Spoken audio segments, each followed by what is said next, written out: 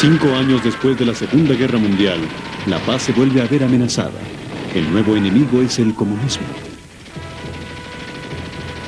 Entre el oeste y el desastre solo hay un hombre. ¿Pero usará el arma decisiva?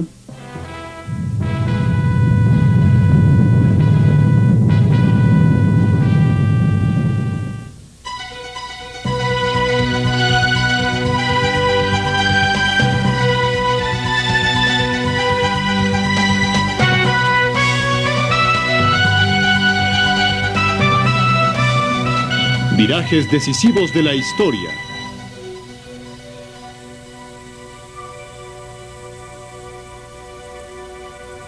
Crisis en Corea. En la frontera norte entre Corea del Norte y Corea del Sur, la guardia nocturna casi llegaba a su fin cuando de pronto se alteró la paz. El 25 de junio de 1950 empezó la Guerra de Corea. Los soldados de Corea del Sur corrían por sus vidas, mientras el ejército comunista del norte irrumpió en el sur, atravesando el paralelo 38.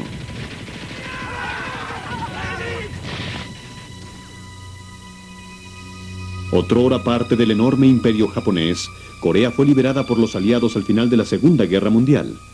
Entonces se dividió en dos, marcando una frontera a lo largo del paralelo 38. Las fuerzas soviéticas ocuparon el norte del paralelo y el ejército estadounidense el sur. Los coreanos aceptaron a todos los aliados, tanto a los comunistas soviéticos en el norte como a los norteamericanos en el sur. Después de 35 años de gobierno japonés no deseado, al fin los coreanos eran libres. Iban a gozar de su independencia.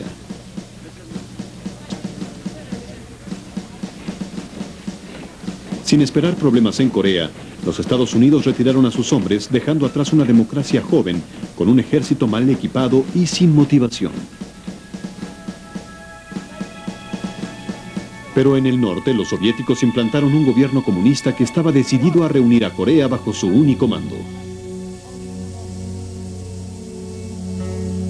El fin de semana del ataque, el presidente estadounidense Harry Truman descansaba en su casa de Missouri. Recibió una llamada urgente de Washington. Eran malas noticias. Los comunistas de Corea del Norte habían invadido a gran escala el sur. Truman sabía que esto podría desatar la Tercera Guerra Mundial.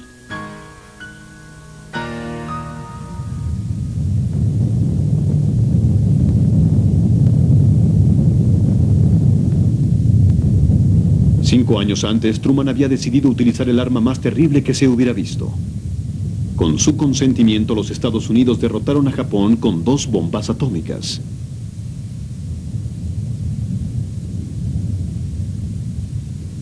Las armas nucleares ganaron la guerra para Norteamérica, pero cambiarían para siempre la naturaleza de la guerra. Japón se rindió formalmente al general Douglas MacArthur, comandante supremo de las fuerzas aliadas en el escenario del Pacífico.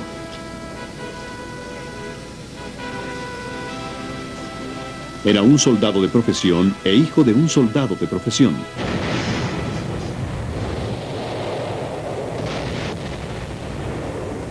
Subió de rango con asombrosa velocidad para convertirse en el general más joven y más aclamado de la Primera Guerra Mundial. Y una vez declarada la paz, fue ascendido a ser el jefe de Estado más joven de la historia. Fue admirado como un gran soldado, aunque durante los primeros días de su carrera se le consideró arrogante y reacio a aceptar consejos.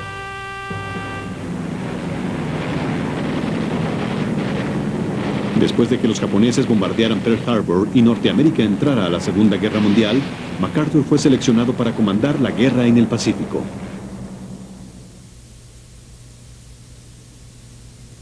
Y fue MacArthur quien aceptó la rendición de Japón a bordo del USS Missouri en agosto de 1945.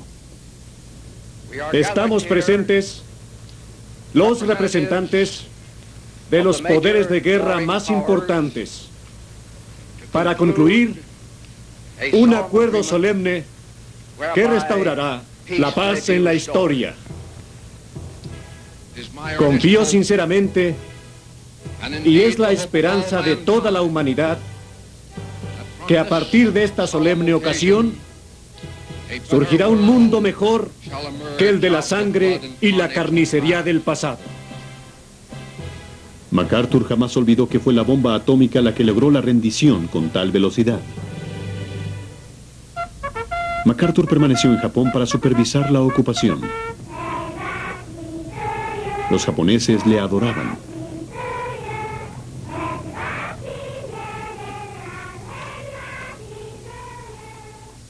Truman y MacArthur se tenían mutua antipatía.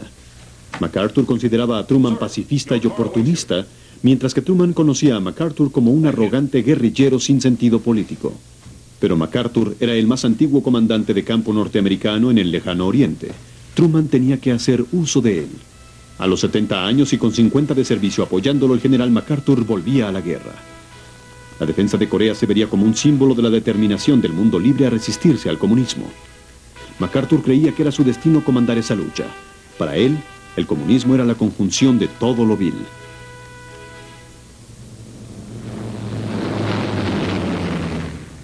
Truman inmediatamente envió todo el apoyo aéreo y naval en ayuda del ejército surcoreano. Solo entonces informó al pueblo norteamericano de la gravedad de la situación. Sabemos que el costo de la libertad es alto, pero estamos decididos a mantener nuestra libertad sin importar el precio. No había tiempo que perder. En cuestión de días, Seúl, la capital de Corea del Sur, era amenazada por las fuerzas comunistas. El Consejo de Seguridad de las Naciones Unidas fue convocado a sesión de emergencia. Por primera vez en su historia se resolvió tomar acción militar conjunta. El general MacArthur fue nombrado comandante de todas las fuerzas de las Naciones Unidas. Se apresuró a llegar a Corea para conocer la situación. A 32 kilómetros al sur de Seúl, se subió a un jeep y se dirigió al frente. Lo que vio lo dejó abatido.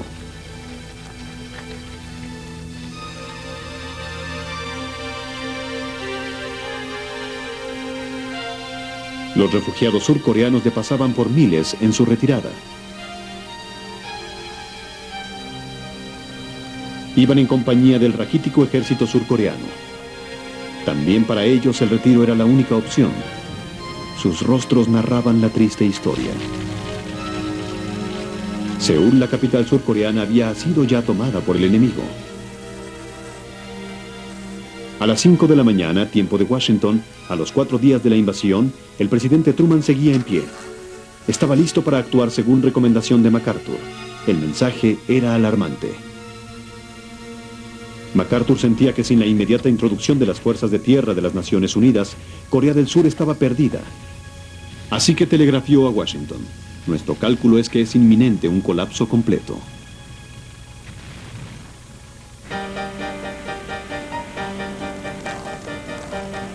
Una semana después de la invasión, los aviones estadounidenses estaban nuevamente preparándose para el servicio activo. Fueron reclutados miles de jóvenes. Las fuerzas norteamericanas, ya en el Japón, fueron llevadas a reinformar al desmoralizado ejército surcoreano.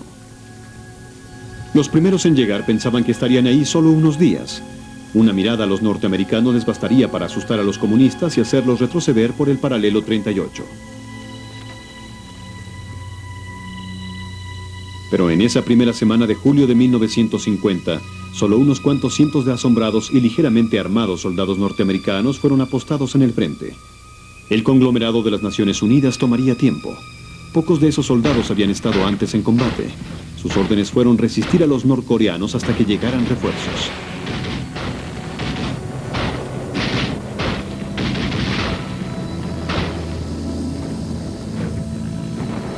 El 7 de julio los norteamericanos dispararon sus primeros morteros a las líneas enemigas.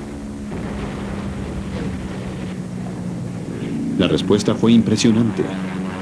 Unos cuantos soldados inexpertos, con muy poco apoyo aéreo, no causaron gran problema a los comunistas. Ese día, Norteamérica experimentó sus primeras bajas en la guerra.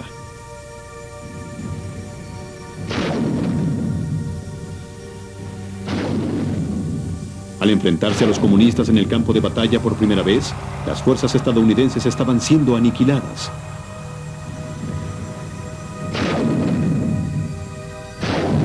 En su retiro por los campos de arroz, los norteamericanos se preguntaban qué estaban haciendo en ese país extraño.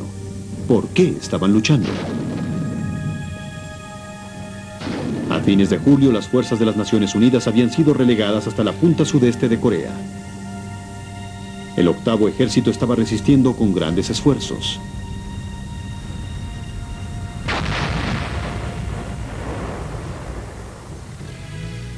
Entonces el general MacArthur mostró su ingenio militar con un arriesgado plan.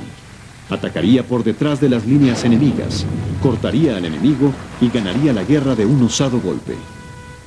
Toda la fuerza de las Naciones Unidas estaba ahora atrapada en el perímetro de Pusan.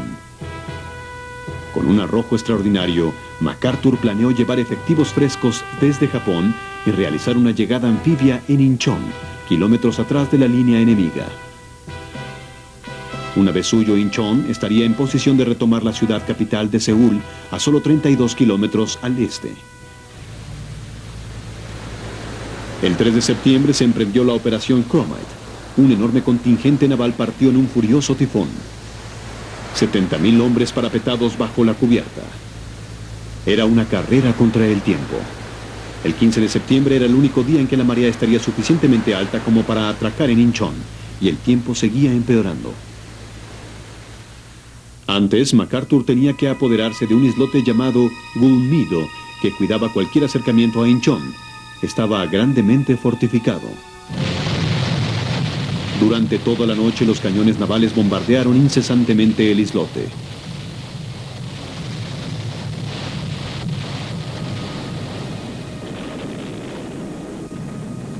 Milagrosamente, cuando amaneció, el tifón había amainado.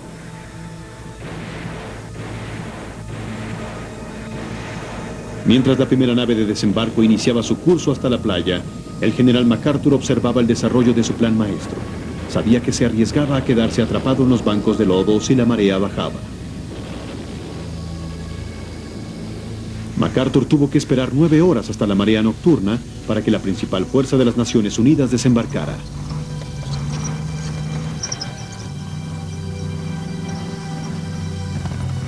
Sin competencia contra esta fuerza, los norcoreanos se rindieron enseguida. La operación Chromite había funcionado. Los soldados de las Naciones Unidas registraron a fondo a sus prisioneros. Sabían que ciertos comunistas fanáticos se rendían con una granada de mano atada a sus cuerpos. La ciudad de Incheon en sí cayó casi sin disparar un tiro. El siguiente objetivo del general MacArthur era retomar Seúl.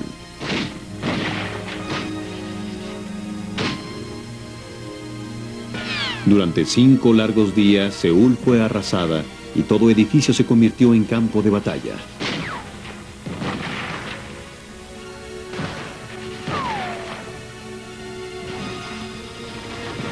Los francotiradores comunistas resistieron hasta el final.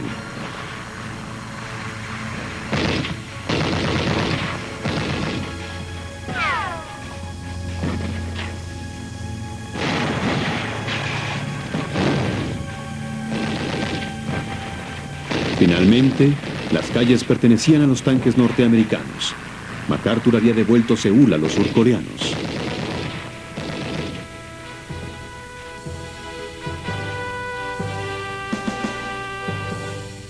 MacArthur había alcanzado uno de los éxitos militares más grandes en la historia de Norteamérica. La victoria total era su siguiente objetivo. Convenció a Washington para que le diera permiso para que su ejército traspasara el paralelo 38 hasta Corea del Norte.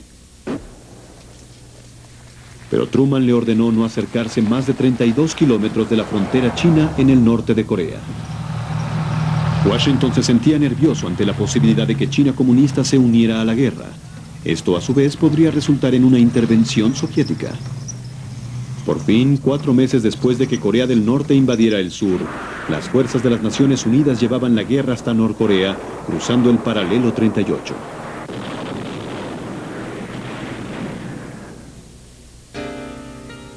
Y allá en Washington se bombardeaba a Truman por su supuesta blandura contra el comunismo.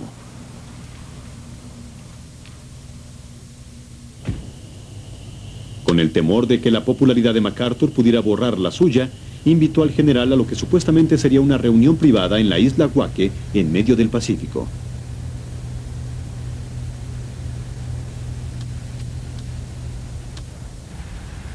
MacArthur fue el primero en llegar a la isla acompañado únicamente de su Estado Mayor. Pero Truman llega con un avión repleto de fotógrafos y periodistas. Cuando Truman bajó del avión para ser recibido por su comandante de campo, MacArthur no saludó. Le estrechó la mano como a un igual. MacArthur había entendido inmediatamente la verdadera razón de Truman para entrevistarse. Era una oportunidad de fotografiarse para un presidente atribulado. Sus sonrisas fueron para la prensa solamente. En la realidad, ellos apenas podían verse. Durante más de una hora, MacArthur revisó con él sus planes de batalla para la toma de Corea del Norte. Finalmente, Truman solo tuvo una pregunta. ¿Invadirían los chinos? MacArthur le aseguró que la amenaza había pasado. Estaba furioso con la pérdida de tiempo. Desde ese momento, él llevaría la guerra a su modo.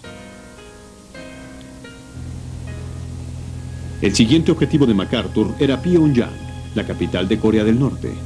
Desde su avión observó cómo sus paracaidistas caían tras las líneas enemigas.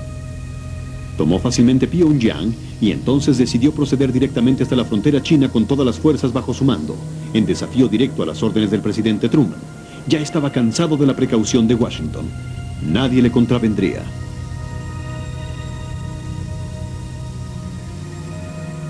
Las fuerzas de las Naciones Unidas se estaban acercando a la frontera misma de la enorme República Comunista de China.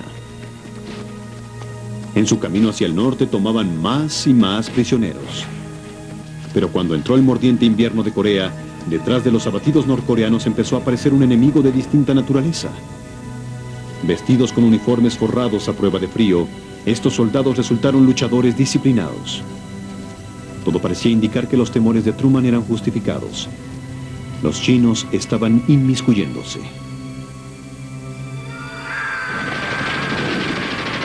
El 28 de noviembre de 1950 surgió una enorme máquina de muerte de las montañas norcoreanas.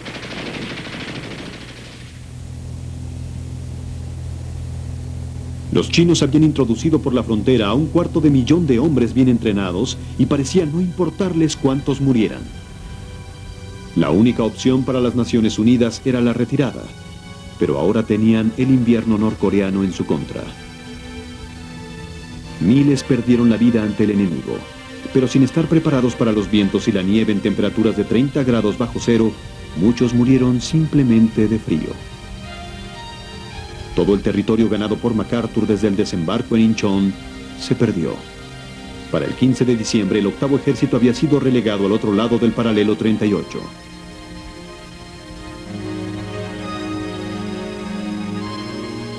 MacArthur se sentía humillado.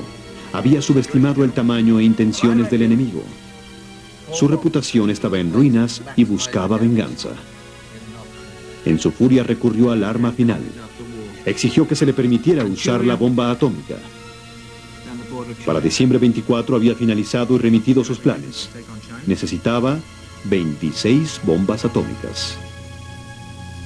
Asignó blancos en Norcorea y Manchuria, en lugares tan lejanos como Beijing y Luzán en China, Vladivostok en la Unión Soviética y muchas más. Todas serían aniquiladas. MacArthur esperó la respuesta. Sus planes estaban considerándose. Mientras tanto, los muertos de guerra llegaban a casa. Los norteamericanos estaban hartos de la guerra.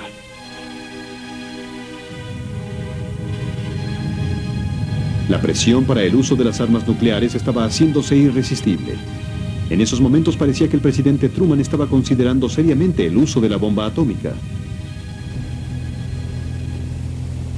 Ordenó ataques nucleares falsos sobre Norcorea. En el invierno de 1950, el mundo se tambaleaba al borde de una guerra nuclear. Los Estados Unidos ya no eran el único poder nuclear. Desde 1949, la Unión Soviética, bajo Stalin, había conducido sus propias pruebas nucleares.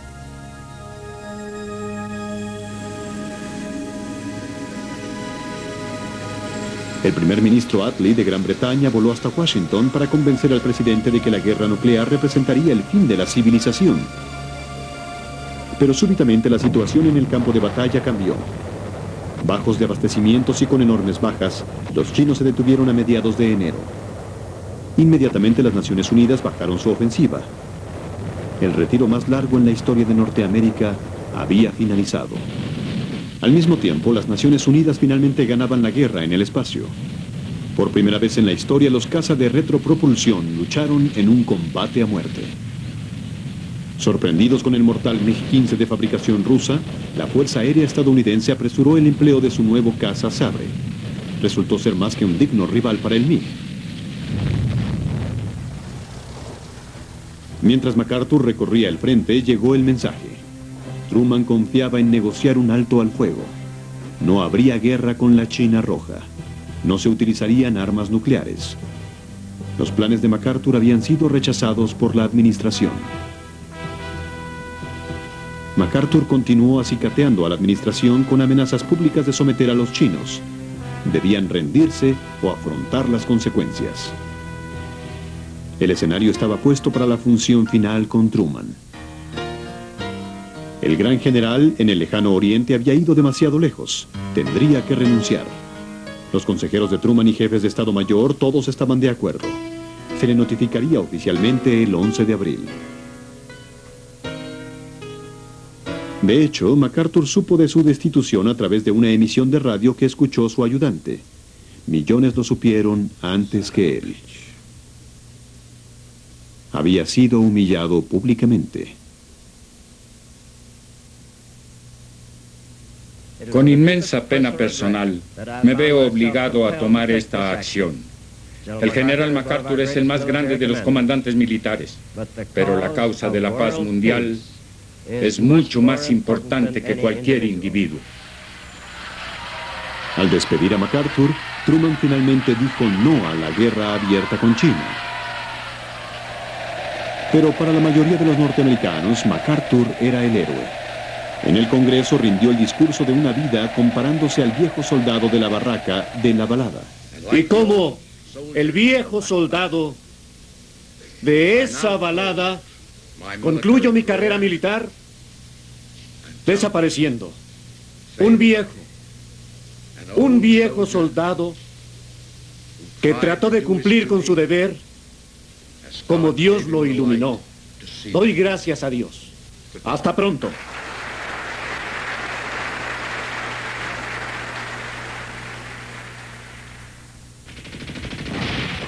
La guerra coreana persistió por otros 2 años. Durante ese tiempo, las bajas de las Naciones Unidas llegaron a 140.000, abarcando en ella 33.000 muertos estadounidenses. 1,5 millones de soldados comunistas perdieron la vida. Ninguna de las partes obtuvo la victoria.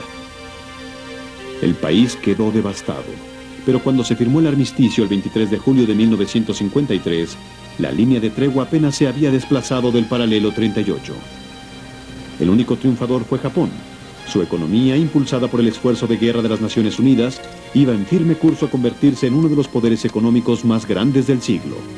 La guerra de Corea vio el fin de 2 grandes hombres. 6 meses antes del alto al fuego, el presidente Truman finalmente bajó de su puesto. Y cuando pronunció su discurso de despedida en la oficina oval, todavía pudo manifestar que la decisión de entrar en Corea fue la más importante de su cargo. Corea fue el punto decisivo en la Guerra Fría. Por primera vez las naciones libres habían pasado la prueba. No tenemos remordimientos. Sentimos haber puesto lo mejor de nosotros en el servicio público. Espero y creo que hemos contribuido al bienestar de la nación y a la paz del mundo. Y ahora ha llegado el momento de dar las buenas noches. Que Dios los bendiga. Y también por primera vez, el mundo entendió que en la era nuclear, una guerra total traería consigo la destrucción total. Y así la bomba atómica se convirtió en el gran freno. Después de Corea, las armas nucleares trajeron una desasosegada paz entre las superpotencias. La alternativa era demasiado terrible para contemplarla.